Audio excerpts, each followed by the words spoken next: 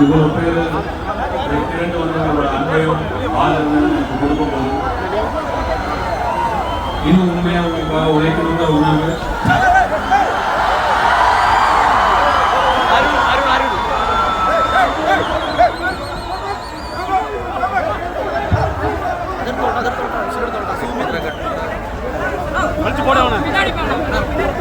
பொறுமையா பொறுமையா பொறுமையா பொறுமை பொறுமை பொறுமையா பொறுமையா பொறுமையா பொறுமையா பொறுமையா பொறுமையா பொறுமையா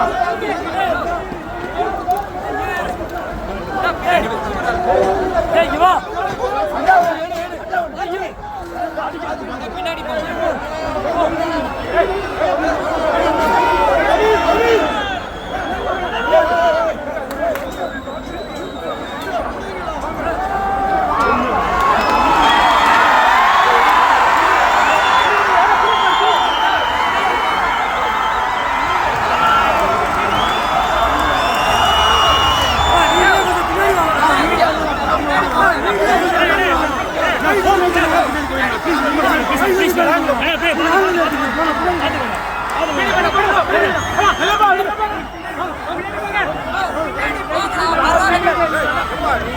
சொன்னா கேட்க மாட்டீங்க.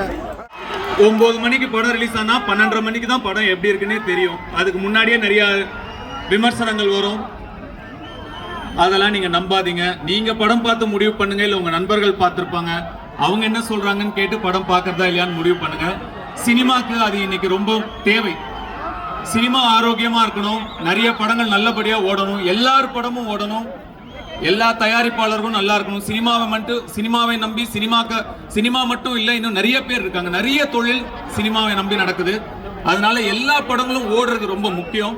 அது உங்க கையில தான் இருக்கு. அதனால சரியான விமர்சனங்களை பார்த்து நீங்க முடிவு பண்ணுங்க படம் எப்படி இருக்குன்னு.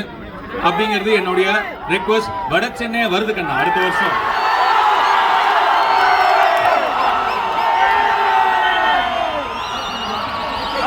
அது ரொம்ப முக்கியமான விஷயம். மீண்டும் உங்களை எல்லாரையும் 10 வருஷம் கழிச்சு சந்திச்சதுல எனக்கு ரொம்ப ரொம்ப ரொம்ப சந்தோஷம்.